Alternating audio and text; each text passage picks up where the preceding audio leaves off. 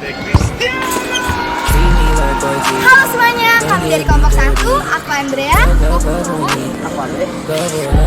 Aku Lumina. Aku Nathan. Dan saya dari L. Dan kami akan menunjukkan keseruan kami sepanjang abstrak. Check it out.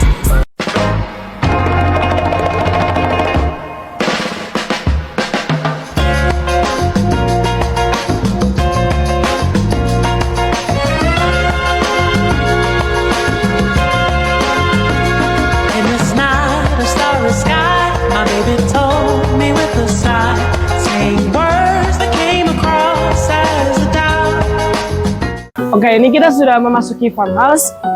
Kita coba melewati jalur ini dulu. Di sini ada kayak waterfall gini, bagus banget sih tempatnya sih.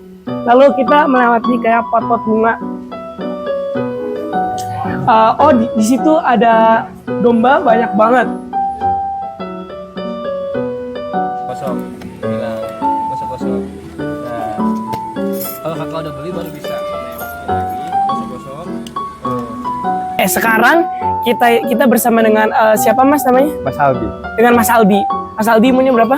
Umurnya 25 tahun. Oh, dia 25 tahun. Mas Albi sudah kerja di sini sudah berapa lama? 1 tahun lebih. Dia sudah kerja di sini 1 tahun lebih. Ya. Biasanya tempat farmhouse ini ramenya di hari apa saja? Sebenarnya juga hari biasa rame, tapi kebanyakan itu Sabtu Minggu dan lebih rame sama weekend. Pas lagi libur Iya, begitu ya. Pasti banyak. Ini itu apa yang membuat Mas suka dengan sulap-sulapan? Sulap-sulapan. Karena sulap-sulap itu dia lebih menarik ya, beda sama mainan. Karena kalau misalkan mainan kita nggak ada interaksi komunikasi sama pengunjung atau sama anak-anak. Kalau sulap kita bisa buat tampil sama buat tunjukin dan juga kita bisa berbicara sama orang-orang lain. Karena kita yang asalnya malu, kalau kita udah punya alat sulapnya kita berani buat atraksinya, jadi sambil komunikasi. Lebih bisa berkomunikasi dengan orang lain gitu ya. Karena dia punya barangnya, beda sama mainan. Menurut Bapak apa yang membuat farmhouse itu tuh lebih menarik daripada tempat-tempat lain? Sebenarnya itu farmhouse itu lebih menarik karena dia kayak Eropa Kak. Seperti kayak misalkan ada kostum Belanda ya kan? Oh iya, ada tadi, di atas ya kan, sama makanannya kayak seperti cornrow gitu. Itu kan kayak Eropa juga. Kalau misalkan ke domba sama kelinci itu seperti kayak melihara kayak Eropanya dia. Jadi vibes tempat itu lebih kayak Eropa gitu. Betul. Jadi kita bisa merasakan kayak vibes Eropa di Indonesia. Walaupun kita nggak pergi ke luar kota, luar negeri, kita kesini juga ada Eropanya. Istilahnya kayak Eropa. Oke, terima kasih Mas. Oh iya, sama-sama. Sama ini buat Apa Mas. Kak? Oh iya. Dari kita ini ada biskuit, Oh iya. emergen, dan ini ada cup dari Don Bosco. Oh iya. Terima kasih kita banyak. buat. Iya. Ini ya. Iya. Terima kasih. Sama-sama Kak. Iya, sama-sama. Boleh. Oke, selanjutnya kita lagi ada di tempat kelinci. Di sini lucu banget dan bisa dilihat juga di sini ada berbagai macam hewan. Dari tadi kita udah ngeliat ada domba, bahkan buaya kecil pun ada.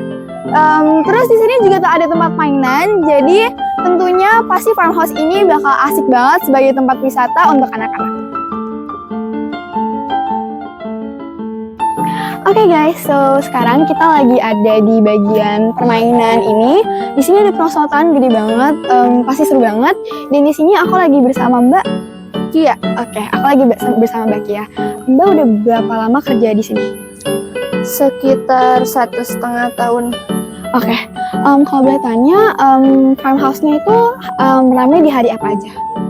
Nggak tentu sih, kadang weekend rame, kadang weekday juga rame. Oke, berarti nggak tentu ya, Iya, berarti nggak tentu.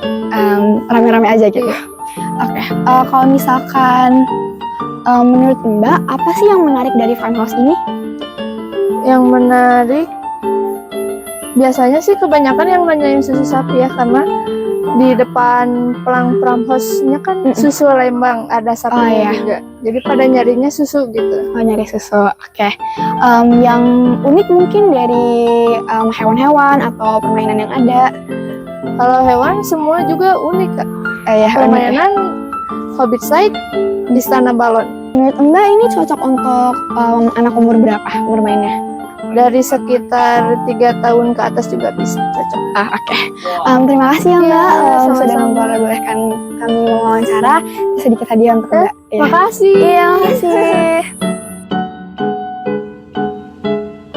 Semuanya, sekarang kita lagi bersama pengunjung. Ini atas nama Bapak siapa dan Ibu siapa? Saya Dito dan Nesa.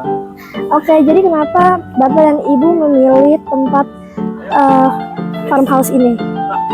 Kebetulan keluarga dari Jakarta ke sini, terus ada anak kecil juga kan, terus saya lihat di sini juga tempat wisata untuk anak kecil tuh banyak lah gitu. Jadi ya ini salah satu pilihan kita buat di sini. Ibu dan Bapak sudah berapa kali di sini? Oh, baru pertama kalau saya. Menurut Ibu dan Bapak, wisata apa yang di sini yang menarik untuk Ibu dan Bapak? Mungkin karena kita juga bawa anak ya, jadi kayaknya yang kasih makan binatang tuh cukup menarik sih. Terus sama kebersihannya juga cukup terjaga. Udah, oke, terima kasih ya Pak untuk interviewnya, dan setelah itu kita ada Oh ya, hadiah untuk Bapak dan Ibu. oke, terima kasih. Terima kasih ya. Sukses ya tugasnya. Oke, jadi kita udah selesai dari farmhouse dan kita tadi di farmhouse seru banget. Kita ketemu banyak orang yang asik-asik banget, pengunjung, dan pekerjanya di sana juga sangat-sangat baik. Terus kita lagi ada di mana nih Nat sekarang? Sekarang kita lagi di tempat frater. Oke. So kita mau nemuin frater dulu, so check it out.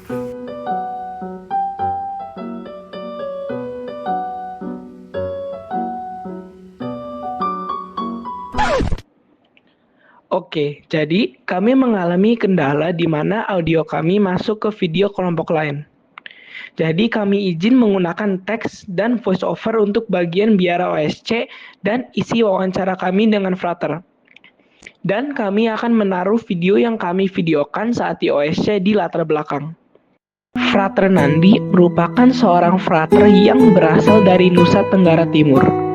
Ia memasuki biara Noviat OSC bersama temannya dan ia telah tinggal dan belajar di biara Noviat OSC selama 2 tahun. Ia menceritakan pengalamannya sebagai seorang frater yang penuh perjuangan.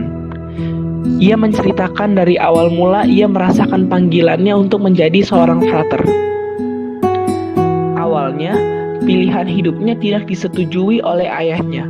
Namun, seiring jalannya waktu, ayahnya mulai menerima dan memperbolehkan frater Nandi untuk menjadi seorang frater dengan satu syarat, yaitu segala biaya yang harus dibayar dipertanggungjawabkan dirinya sendiri. Oleh karena itu, frater Nandi terus berjuang dan bekerja agar ia bisa membiayai dirinya untuk pergi dan menjadi seorang frater. Ia merupakan lulusan SMA dan ia sempat mengikuti seminari.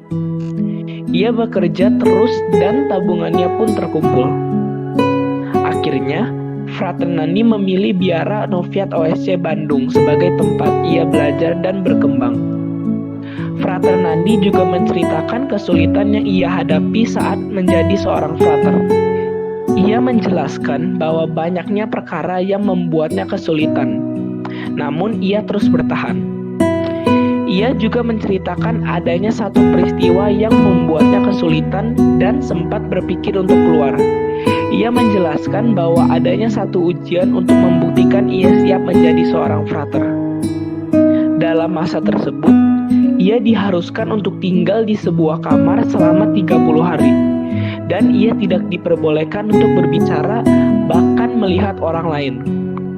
Selama 30 hari, ia berada di kamar yang isinya hanya ada Alkitab.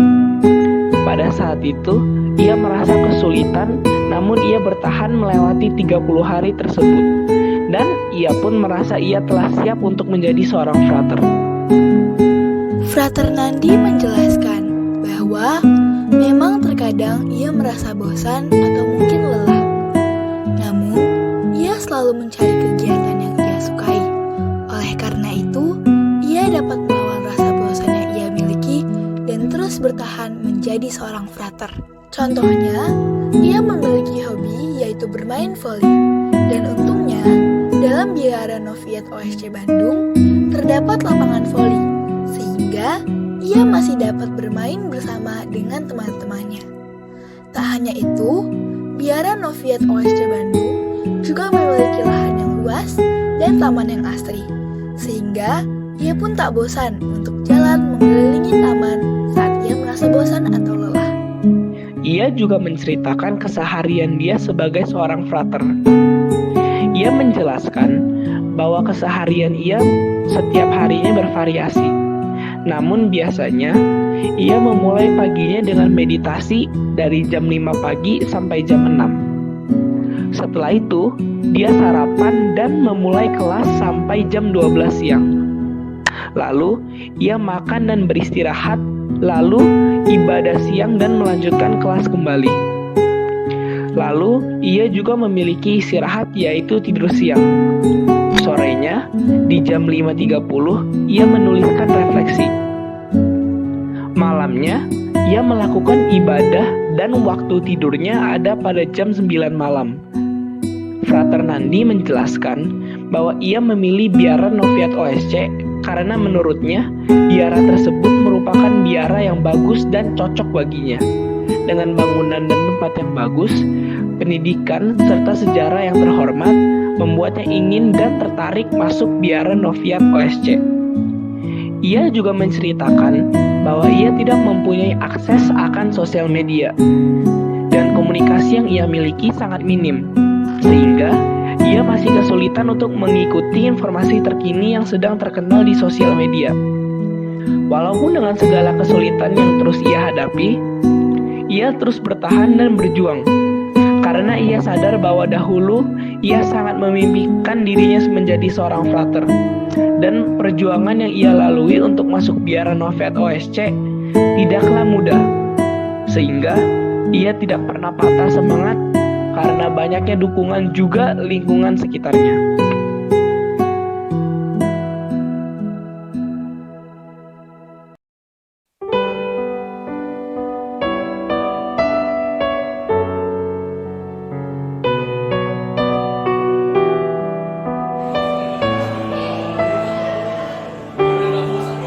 Oke, kita balik lagi. Sekarang kita lagi ada di panti asuhan dengan akan berinterview dengan Bapak siapa namanya?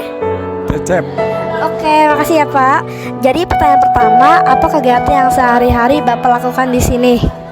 Pagi-pagi sarapan, terus doa rosario atau Isya, terus jemur atau senam gitu aja.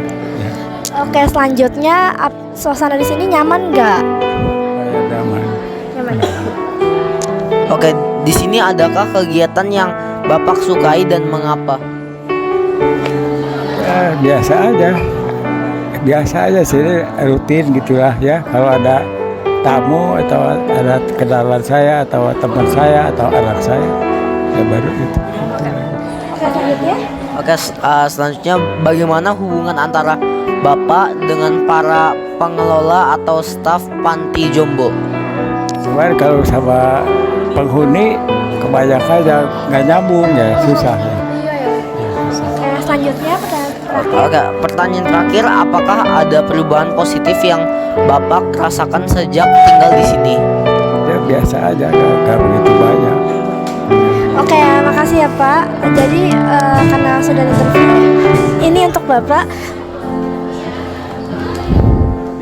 Iya Pak, dari kita. Iya, makasih ya Pak.